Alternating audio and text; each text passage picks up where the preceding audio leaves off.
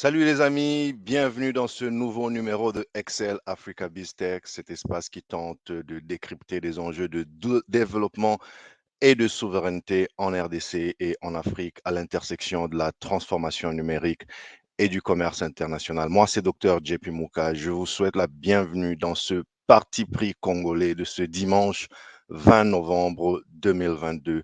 Merci à tous, merci à vous tous de continuer de me témoigner votre fidélité, votre amitié, votre fraternité en m'encourageant dans ce travail que j'ai entrepris de faire pour créer cette communauté pour vous et avec vous, puis pour qu'ensemble, nous décryptions et nous formions une véritable famille, un véritable réseau d'affaires, un véritable réseau social sur cette communauté que j'ai décidé d'appeler Excel Africa BizTech pour les raisons que je viens d'évoquer, à savoir un point de vue toujours à cheval entre la transformation numérique et le commerce international.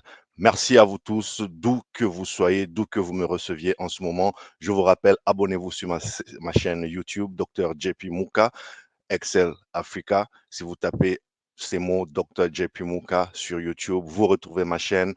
Beaucoup d'entre vous regardez mon contenu, mais n'ont pas encore fait l'effort de s'abonner pour une raison ou une autre.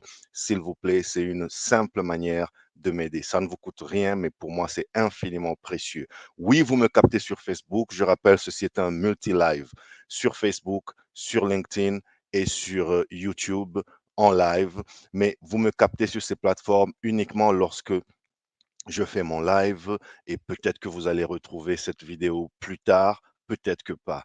En revanche, en vous abonnant sur ma chaîne YouTube, qui est le répertoire principal de tout mon contenu, vous êtes sûr de ne rien rater. Lorsqu'il y a du nouveau contenu, que ce soit une vidéo préenregistrée ou un live comme aujourd'hui, vous êtes notifié et vous pouvez toujours revenir parce que je mets tous les replays, je les entrepose sur ma chaîne YouTube ainsi que les différents résumés que je taille de chaque live, parce qu'un live, comme vous l'avez constaté, c'est rarement moins d'une heure, c'est rarement moins de 45 minutes. En revanche, dans un live, il y a des rubriques de 8 minutes, de 6 minutes, de 2 minutes, de 10 minutes que je taille pour vous mettre en perspective un point saillant particulier de ce live, quitte à vous, si vous souhaitez en savoir plus, si vous souhaitez savoir ce qui a été dit avant ou après, si vous souhaitez comprendre la globalité de mon propos du jour, vous pouvez toujours aller revoir l'élément sur YouTube. Merci donc et bienvenue encore une fois. Alors les amis, je vais être honnête avec vous. Je vous promets qu'un de ces 4 matins, nous serons bien installés dans notre petit studio où qu'il soit pour vous faire ces lives et nous tâcherons de nous rapprocher au maximum des heures que nous vous avons promises, à savoir en général, c'est midi Montréal, 18h Kinshasa, 19h Johannesburg. Aujourd'hui, ça a décalé un peu d'une heure, mais le live lui-même, il a commencé de manière bien plus décalée que ça. Je ne vais pas m'étaler en explications chaque semaine, les amis. Sachez tout simplement que ma promesse est que je m'assure de vous préparer un travail de qualité, une discussion de qualité. Et s'il vous plaît, restez avec nous pendant ce processus. Nous sommes ouverts, je suis ouvert à toute proposition, toute suggestion, toute collaboration même. Et voilà, c'est la promesse que je vous fais aujourd'hui et que je vous renouvelle encore une fois, les amis. Restons ensemble parce que je fais tout ce qui est en mon pouvoir pour vous offrir un travail de qualité parce que cette communauté, elle me tient à cœur et je veux qu'elle prospère. Donc, j'ai besoin de vous, les amis, et je tâcherai de ne donner que le meilleur de moi-même. Voilà, les amis, on va plonger dans le vif du sujet. Aujourd'hui, j'avais l'intention et j'ai encore l'intention de m'entretenir avec vous sur 2 sujets qui touchent particulièrement la RDC. Rappelez-vous, Parti pris congolais, c'est mon parti pris, mon regard sans langue de bois sur un point de l'actualité ou sur un enjeu de développement ou de souveraineté, souvent relié à l'actualité, parfois pas relié à l'actualité, mais c'est mon regard, c'est ma projection sur ce qui se passe dans mon pays. Je vous soumets ma projection, je me soumets à l'intempérie de vos critiques, de vos suggestions et autres bonifications de ma pensée. C'est ainsi que je veux contribuer à créer une génération de jeunes Congolais qui réfléchissent, de jeunes intellectuels congolais qui réfléchissent sérieusement sur l'avenir de leur pays et qui agissent selon leurs moyens où qu'il soit, chacun selon ce qu'il peut, chacun selon ses compétences. Voilà une génération de jeunes capables que je suis en train de vous proposer, une génération de jeunes excellents. C'est pour ça que j'appelle cette chaîne Excel Africa, des jeunes qui ne sont pas satisfaits par le statu quo, qui continuent de repousser les limites jusqu'à ce que les lignes bougent pour de vrai. Alors aujourd'hui, en premier sujet, je vous propose de commenter les récentes ou l'actualité récente portant sur la nomination des mandataires publics dans les mandataires dans les entreprises publiques en RDC. Ça, ce sera le premier sujet. Et ensuite, je vous parlerai de mon regard du jour sur cette guerre, sur la guerre qui continue ses ravages dans mon pays, la République démocratique du Congo. Je finirai par ce sujet sur la guerre, mais je commence déjà par présenter mon soutien indéfectible, mes condoléances aux familles éprouvées, éplorées, mes encouragements à tous mes frères, à toutes mes sœurs dans ces parties de mon pays qui sont actuellement sinistrés et qui sont déplacés, qui sont affamés. Je commence par vous renouveler ma fraternité, ma sympathie et les amis, tout ce qui peut être fait pour aider notre pays, pour aider ces coins, parce que ce n'est plus un seul coin, c'est ces coins de notre pays qui sont déstabilisés, eh bien, je vous souhaite le meilleur et je suis là en tant que votre frère, votre ami, votre fils, votre aîné pour contribuer à soulager votre peine, mais surtout pour commencer à poser des bases, pour qu'enfin notre pays se prenne en charge, pour qu'enfin les jeunes de ma génération et ceux qui vont venir après nous puissions prendre la mesure de ce que constitue et ce que devrait constituer notre pays à l'échelle mondiale, à l'échelle régionale, à l'échelle sous-régionale. Voilà, il y a l'immédiat. Dans l'immédiat, on peut faire ce qu'on peut. Celui qui a un petit rien peut envoyer, celui qui a un petit rien peut aider pour aider ceux qui sont sinistrés. Et je vous signale d'ailleurs que ceux qui sont sinistrés ne sont pas seulement dans des pays en guerre. C'est à ce niveau-là que la décrépitude de l'état social de notre pays est arrivée. Même les zones soi-disant non en guerre, chaque jour, si vous êtes comme moi, vous ne recevez que des demandes, vous ne recevez que des appels de détresse, de peuples en, en détresse. Hmm? Quand vous voyez que votre propre sang, votre propre chair, vos cousins, vos nièces, vos tantes, vos grands-parents, vos parents n'ont pas mangé. Mais c'est déjà ça la guerre, c'est déjà ça la souffrance. La guerre, ça n'est pas seulement la souffrance, ça n'est pas seulement quand un village est bombardé et puis il y a 100 000 personnes qui sont déplacées d'un point A vers un point B. La souffrance, c'est tout ça. Toi qui as ton frère qui aujourd'hui a atteint un certain âge et n'arrive pas à pouvoir à nourrir sa famille, c'est un problème. Si tu es là et que tu l'assistes financièrement, physiquement, moralement, c'est déjà une guerre, un combat que tu mènes.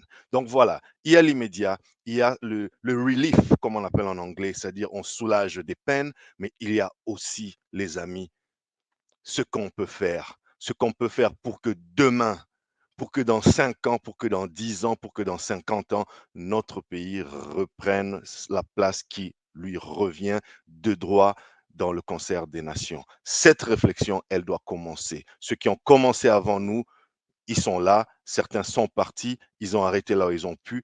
À nous de prendre le bâton parce que dans quelques années, il te faudra aussi passer le bâton. Donc ne néglige pas ta force d'aujourd'hui, ne néglige pas ton influence d'aujourd'hui, ne néglige pas ta petite parcelle de pouvoir ou d'influence ou d'autorité d'aujourd'hui, ta capacité à pénétrer peut-être dans un certain cercle pour faire infléchir certains points de vue, eh ben, c'est ce que moi je fais.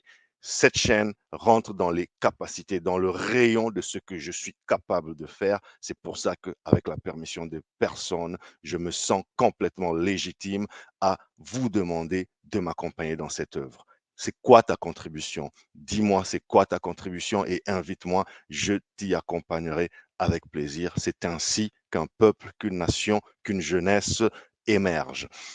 Alors, les amis, cette semaine, le chef de l'État, Félix Tshisekedi, a procédé dans la soirée du 15 novembre à la nomination des nouveaux mandataires de 24 établissements dans une série d'ordonnances lues à la télévision par sa porte-parole, Madame Tina Salama. Et ces nombreuses nominations viennent compléter celles publiées déjà récemment. C'était, je pense, au mois de septembre, euh, et vient en fait acter la mise en place de nouveaux présidents et membres de différents conseils d'administration et directeurs généraux dans des établissements étatiques. On a par exemple l'Office congolais de contrôle OCC, l'Office de gestion du fret multimodal OGFREM, l'Agence pour la promotion des investissements ANAPI, l'Office de voirie et drainage OVD, la Radio-Télévision nationale congolaise, donc la RTNC, l'Institut national de préparation professionnelle INPP, le Conseil supérieur de l'audiovisuel et la communication, le CESAC, l'Agence congolaise de presse, et j'en passe et de meilleurs. Voilà une idée de ces entreprises publiques, ces entreprises dans lesquelles l'État a une participation totale ou majoritaire, qui sont des patrimoines nationaux. Et parmi les multiples réactions, je rentre un peu dans le chapitre de ce qui m'a fait un peu tiquer sur ce sujet et qui m'a en fait décidé de vous en parler, quand bien même dans des numéros précédents, j'ai touché peut-être ici et là sur certains aspects de cette question. Eh bien, les amis, j'aimerais juste relever que parmi les multiples réactions, comme vous avez peut-être suivi cette année, vous aurez comme moi remarqué quelques manifestations plutôt violentes de jeunes de partis politiques sur le thème du genre nous ne nous sommes pas retrouvés, les personnes qui ont été nominées ne sont pas celles que nous aurions aimé voir là-bas, peut-être qu'il y a des listes qui ont été circulées au niveau des partis politiques et les noms qui ont été cités à la télévision ne correspondent pas avec les noms qui étaient nos espoirs, les gens que nous vous avons proposés sur ces nominations. Et donc, il y a eu de la casse, il y a eu des jeunes voilà, qui ont caillassé des bâtiments, qui ont mis le feu, la police est intervenue, etc. Et ces jeunes, les membres du parti au pouvoir en particulier, s'en prennent au chef de l'État, ou plutôt au chef de leur parti politique, pardon, lapsus, le chef de leur parti politique n'est pas le chef de l'État. Le chef de l'État, une fois qu'il accède à la magistrature suprême, en principe, démissionne de ses responsabilités dans son parti politique. Il y reviendra peut-être un jour, mais en tout cas, quand on devient président de la République, on n'est plus président de son parti politique et ça n'est pas différent au Congo. Donc, lapsus, ces jeunes manifestaient contre le président actuel de leur parti politique pour dire nous ne nous sentons pas représentés et voilà donc ils sont fâchés, ils ont caillassé, ils ont cassé. D'où mon questionnement, les amis. Pourquoi est-ce que ces nominations de mandataires, de responsables dans les sociétés étatiques constituent un tel enjeu? Pourquoi n'est-ce pas un quasi non-événement? Pourquoi on ne peut pas se limiter à écouter, à constater, à applaudir, peut-être à se plaindre un peu quand il y a une personnalité qui sort du lot négativement, mais en général, pourquoi chez nous, ça ne peut pas se passer comme on le voit dans d'autres pays où je ne dis pas que ça doit être un non-événement dans le sens où tout le monde s'en fout. Eh bien non, on serait stupide de le faire. Mais pourquoi ça ne peut pas être un événement qui est accueilli avec une certaine, voilà, un certain respect, une certaine considération, et un événement qui peut être commenté comme tout autre? L'unanimité, ben, c'est une utopie, surtout dans des affaires intimement liées au fonctionnement de l'État. Il y aura toujours quelqu'un qui aurait aimé lui être là ou elle, il y aura toujours quelqu'un qui aurait aimé que tel fût nommé là-bas, il y a toujours quelqu'un qui aurait aimé que tel ne fût pas sur cette liste parce que peut-être qu'on a cheminé ensemble et je sais à quel point la personne serait nulle ou pas. Voilà, il y aura toujours à redire. Quand il y a à redire dans d'autres sphères, pourquoi du coup nous serions tous unanimes sur cette question? Donc la question pour moi n'est pas qu'il y ait des voix qui s'élèvent pour acclamer ou pour décrier une telle autre nomination. Ma question, c'est comment en arrivons-nous à un fait que cet événement, aussi important soit-il, arrive à prendre en tenaille la nation pendant plusieurs jours, arrive à prendre, en fait, arrive à nous tenir tous en haleine. En fait, je ne sais pas si vous avez déjà vu, pour ceux qui n'ont jamais vu comment ça se passe, surtout au pays, c'est en général c'est une annonce qui se passe à la radio-télévision nationale. et qui est attendu dans tous les foyers. Et en général, les gens, ils sont là, ils écoutent. C'est un peu comme quand un sélectionneur annonce la liste de ceux qui vont l'accompagner à la Coupe, des joueurs qui ont été sélectionnés pour l'accompagner à la Coupe du Monde. C'est vraiment un événement, on retient son souffle et surtout on espère que quelqu'un de son camp politique, que quelqu'un de son camp tribal soit nommé. On espère, il y a de l'attente.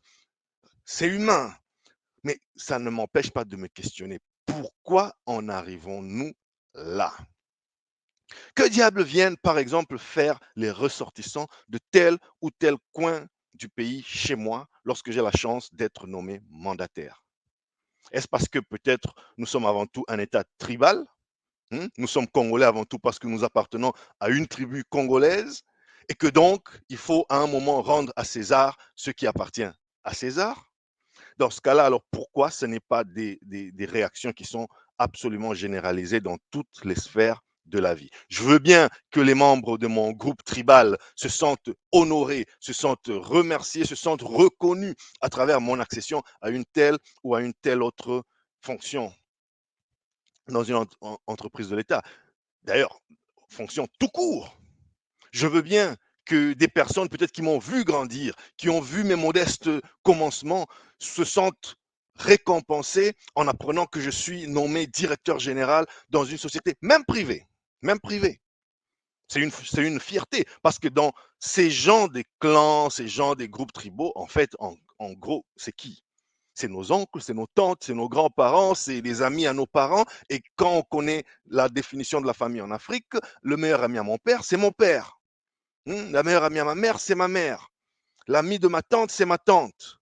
Donc, quand on considère les notions plutôt globalisantes et larges de la conception familiale euh, en Afrique, ça n'est pas un scandale. Mais qu'est-ce que viennent faire des chefs coutumiers et des personnes de ma tribu danser toute la nuit devant chez moi parce que j'ai été nommé directeur ou directeur général d'une telle ou d'une telle autre entreprise? Et surtout, pourquoi ils repartent sans me rappeler quels sont les rôles, quelles sont les missions, quelle est la lourde responsabilité à laquelle je suis appelé? Pourquoi? Pourquoi ça se limite à la célébration?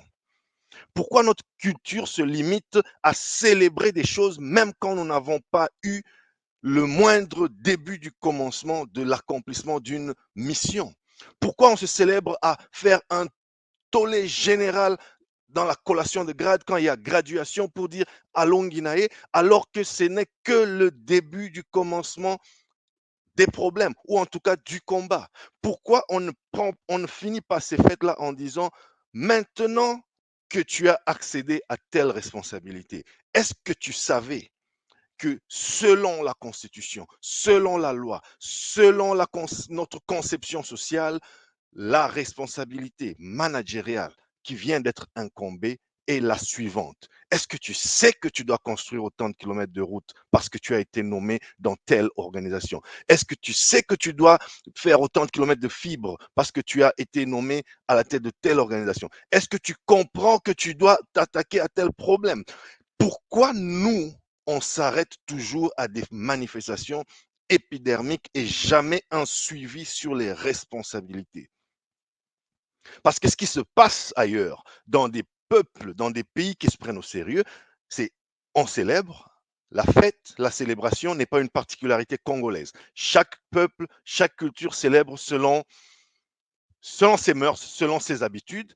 Mais pourquoi ces fêtes s'achèvent toujours sans qu'il y ait un rappel des responsabilités? Parce qu'au fait, quand vous regardez, et on va en reparler, on va voir un petit portrait de certaines de ces entreprises. Quand vous savez dans quel état de décrépitude elles sont, personnellement, pour une personne responsable, quand tu es nommé à la tête de ces entreprises-là, évidemment que ça reste un honneur. Que le président de la République prenne son stylo pour te nommer, pour valider une décision, pour faire une décision présidentielle, donc un décret qui prend forme de loi, évidemment que c'est un honneur. C'est quelque chose dont tu parleras à tes enfants qui peut-être eux aussi auront la bonne idée d'en parler à tes petits-enfants. Mais est-ce que ces récits peuvent être accompagné aussi de la charge, du cahier des charges, où on dit, après la fête, voilà ce à quoi tu es appelé. Waouh, que cette tâche est lourde. Quand tu es nommé à la FIKIN, les amis, allez, vais me limiter sur quelques entreprises, par exemple, qui sont dans le giron des matières dans lesquelles je suis compétent, le commerce international, ou encore le numérique, ou encore d'autres matières où vous êtes compétent. Est-ce que vous imaginez vraiment qu'il y a à fêter et danser toute la nuit, par exemple? Et je cite la FIKIN comme ça. J'aurais pu citer l'OCC, et j'aurais pu citer l'OGFREM, j'aurais pu citer la SCPT, qui est donc Poste Télécommunications. Est-ce que tu penses, lorsque tu regardes l'état des infrastructures actuelles, lorsque tu regardes aujourd'hui comment notre pays est classé dans ces catégories-là, est-ce que tu as l'impression que vraiment c'est un travail facile? Est-ce que tu as l'impression vraiment que ça nécessite de danser toute la nuit et de célébrer que notre tribu aussi a été reconnue, a eu son tour? Mais est-ce que cette fête-là, elle ne peut pas être abrégée pour que, enfin, avec les notables de chez moi, on puisse un peu s'asseoir pour dire, waouh, c'est quand même, ça reste quand même une patate chaude, hein. On me confie la foire internationale de Kinshasa. Quand tu imagines ce qu'elle a été il y a 30 ans, et quand tu vois à quel point aujourd'hui elle est réduite à une petite vulgaire kermesse où il y a des petits kiosques par-ci par-là. Quand tu imagines que ce fut à un moment la fierté de l'Afrique centrale, qu'il y avait des salons, des expos où les gens venaient de partout en Afrique centrale et de partout au monde. Moi, j'étais enfant au Katanga, mon papa, comme cadeau, il avait tenu à ce que moi et certains de mes frangins, nous l'accompagnions à la foire internationale de Kinshasa. Je devais avoir 7 ans, mais c'est un souvenir qui m'est resté comme gravé dans la mémoire. C'était une grand-messe, c'était tellement classe, c'était le summum du summum. Je me rappelle, je vois mon papa qui était là, évidemment, qui était directeur des relations publiques à la GECAMINE et qui était accompagné de certains de ses amis, et mon oncle paternel qui était directeur de Amato Frères, et c'était une foire d'affaires. Et moi, petit enfant de quelques responsables qui étaient bien placés à l'époque et qui faisaient ce qu'ils pouvaient, je regardais ça. Je vous promets, j'avais pas 10 ans. Mais c'était un tel souvenir. Je suis reparti à la Fikine dans les années 2000. C'était juste des nganda tabac par-ci par-là et la débauche, la musique. Il n'y avait rien de commercial. Il n'y avait rien de commercial qui puisse grandir notre pays à l'échelle internationale. C'est juste ce qu'on appelait kermesse, ce qu'on appelle toujours kermesse. C'est un pique-nique, c'est même pas pique-nique, c'est vraiment degré zéro du divertissement. Aucun réseautage, aucun lobbying, aucun agrandissement de l'environnement des affaires de notre pays. Est-ce que tu imagines que quand aujourd'hui, tu es, si moi j'ai la responsabilité d'être nommé dans une institution pareille, mais c'est de la panique d'abord. Tu te dis, bon Dieu, comment je fais pour commencer déjà à relever la pente? C'est à ça que je fais allusion, les amis. J'ai donné l'exemple de la FIKIN et je répète, ça aurait pu être l'OCC, ça aurait pu être la RTNC, ça aurait pu être n'importe quelle autre institution ou entreprise publique chez nous. Donc, je reviens à ces jeunes que vous voyez, les amis. Pourquoi en sont-ils arrivés à un état de tel désespoir? Qu'est-ce qui leur donne le droit d'oser espérer être représentés dans un poste stratégique? Par exemple, dans une entreprise commerciale comme celle que je viens de citer, s'ils n'en ont pas les capacités. Pourquoi on ment à ces gens? Pourquoi on ne dit pas la vérité à ces gens? Pourquoi on ne forme pas ces gens? Pourquoi on ne leur explique pas qu'un mandataire de l'État, ça signifie quelque chose? Pourquoi on ne leur explique pas vraiment ce que cela signifie et ce dont nous allons parler tout à l'heure? Pourquoi on les laisse miroiter l'espoir que eux aussi peuvent participer? Parce que là, ceux que vous voyez, ils réagissent en solidarité, peut-être pas pour eux-mêmes, mais peut-être surtout en solidarité avec certains noms qu'ils ont envoyés, et souvent des noms qui leur ressemblent. Est-ce qu'on leur a expliqué qu'un mandataire de l'État doit être quelqu'un de bien formé? Parce que si on leur explique ça, Ils auront peut-être la bonne idée de dire, alors dans ce cas-là, pourquoi vous ne nous formez pas bien? Parce que si vous ne nous formez pas bien, vous nous excluez de facto à prendre part à la table des grandes décisions de notre pays. Ainsi, la discussion pourrait commencer. Parce que là, on leur dit autre chose. Hein? On leur dit prenez les polos, allez faire la propagande, chantez l'hymne du parti, et puis vous savez quoi, on va se retrouver, de toute façon c'est notre tour, de toute façon c'est notre pouvoir. Pourquoi on leur ment? Pourquoi on ne leur explique pas à quoi pourrait ressembler le CV d'un DG de la RTNC dans un pays, de la chaîne de télévision nationale dans un pays respectable? Pourquoi on ne leur explique pas que dans un pays qui compte autant de richesses stratégiques pour toutes les révolutions scientifiques et technologiques du monde à venir, un DG d'une entreprise commerciale dans notre pays devrait avoir un certain bagage humain, euh, philosophique, commercial, académique, une certaine expérience managériale. Pourquoi on ne leur offre pas ce package-là? Pour qu'enfin, ils commencent à essayer d'établir la différence. Ils se disent, ouh là là, c'est ça qu'il faut pour devenir, je sais pas moi, mandataire dans telle entreprise, mais c'est trop haut pour nous. Quand est-ce que nous aussi, nous arriverons à à cet étage-là?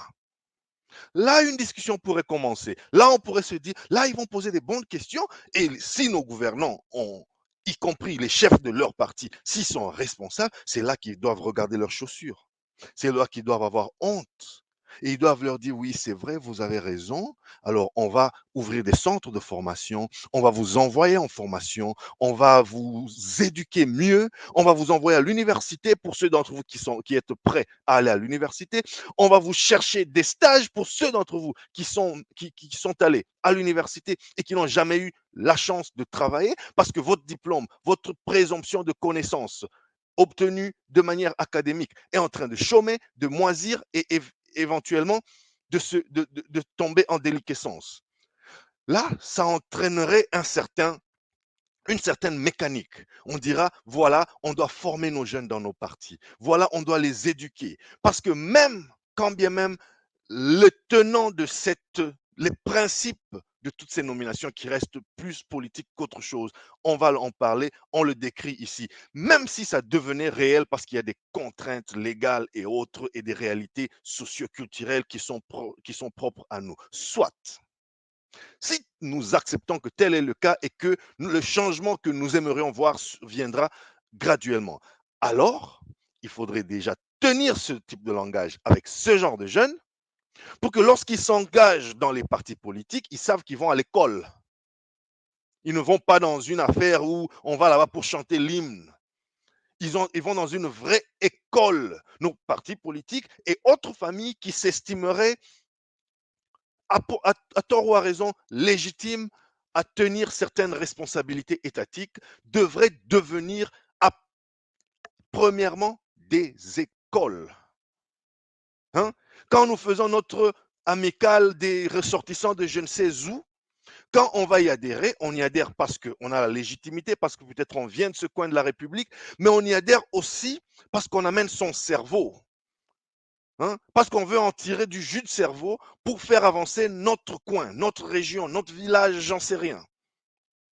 Et donc, il y aura, une fois que c'est ça qui est le principe de base, il y aura de la formation, il y aura de l'édification, il y aura de la... On va se former et on va se dire quelle meilleure position intellectuelle devrions-nous adopter pour que, lorsqu'il y a, entre guillemets, partage du pouvoir, que ce soit par équilibre géostratégique ou par équilibre tribal ou par équilibre géopolitique, que l'on soit là. Est-ce que vous voyez la différence, chers amis? Au lieu d'avoir ça, nous avons des jeunes désœuvrés pour la plupart, et c'est dommage, et à qui personne ne prend le soin de dire la vérité pour dire vous êtes fichus. Vous êtes abandonnés par le pays. Vous ne pourrez jamais aspirer à des positions importantes dans ce pays, sauf lorsque le pays va mal. Pourquoi on ne commence pas par dire à ces gens que lorsque le pays ira bien, des gens comme vous n'auront plus leur place dans ce pays. Vous serez des sous-hommes. Alors, ils vont sursauter, ils vont dire, quoi? Nous, des sous-hommes dans notre pays? Parce que oui, ce sont aussi des Congolais. Attention, qu'on ne s'y trompe pas. Ce sont des Congolais. Ils ont toute la légitimité d'espérer atteindre n'importe quelle position dans ce pays-là. Mais pourquoi on ne leur dit pas la vérité sur comment un pays normal devrait aspirer à atteindre ces objectifs-là pour qu'ils nous disent, OK, puisque c'est ça le cas, alors formez-nous, on est là. Parce que la plupart de ces jeunes, les amis, vous les voyez caillassés, vous les voyez en culotte, vous les voyez parfois vulgaires, mais c'est des gens qui ont des bacs plus quelque chose. C'est des gens qui ont, évidemment, ça n'est que des présomptions de connaissances, mais pour la plupart ou pour une grande partie, c'est des gens qui, s'ils sont bien accompagnés, pourront avoir l'intelligence nécessaire pour aider à l'avancement de notre pays. Pourquoi on les abandonne? Et surtout, pourquoi on ne fait rien pour qu'ils changent de paradigme et qu'ils ne se mettent pas à rêver debout comme ils le font là? Voilà. Comment en est-on arrivé là, les amis? Je vais, par exemple, vous donner une citation que j'ai trouvée, ça c'est une citation d'un membre de la société civile à l'occasion d'une dénomination précédente qui avait fait jaser par le passé, qui disait, et je cite, si les sociétés dans lesquelles l'État est l'unique actionnaire se trouvent dans une situation de quasi-faillite, ce n'est pas parce que les mandataires qui les ont gérés qui les ont gérés ou les gèrent toujours sont tous incompétents. On retrouve quelques-uns avec le profil managérial requis. En revanche, les nominations dans les entreprises publiques sur fond de clientélisme politique et de népotisme et culture de gestion ambiante constituent la véritable gangrène. En d'autres mots, le problème, c'est ça, les nominations sur base de clientélisme politique, népotisme et autres clientélisme de bas étage. Et de conclure, on confond souvent mandat public et politique. On confond souvent mandat public et politique. Et voilà, on y vient, les amis. C'est quoi un mandataire de l'État?